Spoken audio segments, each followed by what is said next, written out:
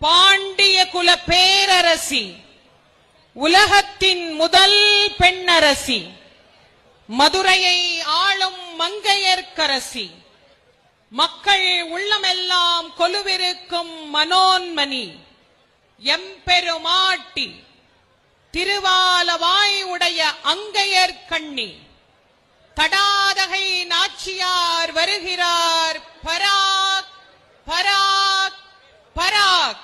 அண்டம் முழுதாளும் அண்ணல், பாண்டிய நாடாளும் பேரரசன், மதுரை பதி எழுந்தருளிய மகேசன், முச்சங்கம் கண்ட கூடல் மாநகரின் முதற் தமிழ்ச் சங்க தலைவன், அடியார்க்கு எளிய அமுதன், சோமசுந்தர சொக்கநாத பாண்டிய மன்னன் வருகிறார் பராக் பராக் பராக்.